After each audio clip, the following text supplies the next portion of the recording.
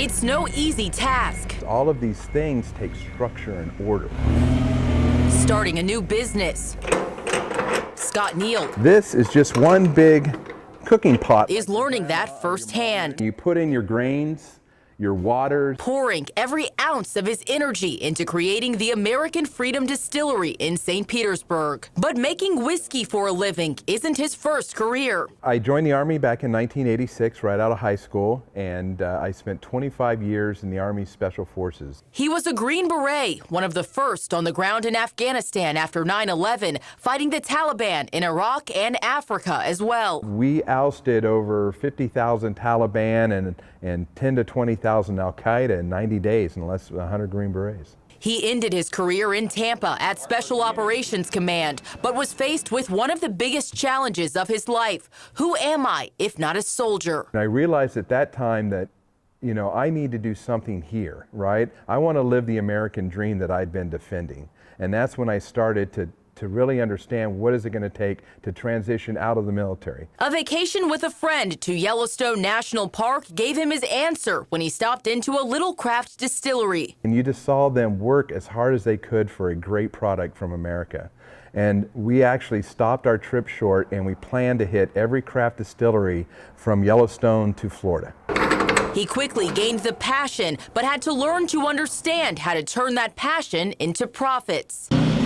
That's what led him to Hillsborough Community College. The Veterans Florida Entrepreneurship Program teaches vets how to launch a business. Mentors, many of them veterans themselves, offer advice. They talk to people who have already been there, some of them even in the same industries that they're trying to build their business. Your foundation's not going to be sound. David Dye is one of the mentors. He founded a successful IT consulting company called Clear Cadence 6 years ago.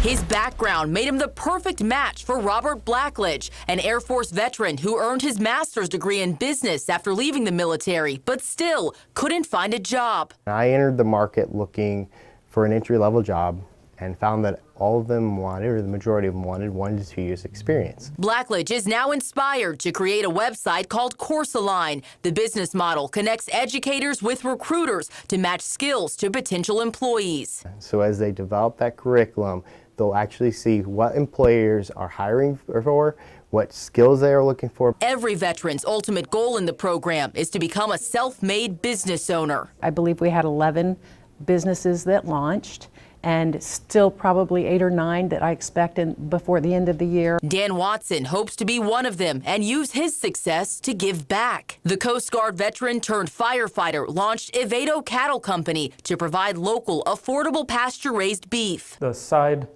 part of that is using some of our profits to then purchase beef for families who can't afford it or have normal access to it. A mentor is helping him establish a network of ranchers he will one day work with. You can't get this at a university or a college level. The professors just can't give you what our business advisors and our mentors have so generously given of their time to do. As Neal prepares to open the doors of his distillery in January, he's also giving back to the program that helped him bring his vision to life, mentoring other veterans who hope to one day step into his shoes. So it took that type of course to bring my mindset from a military mindset to a business owner's mindset.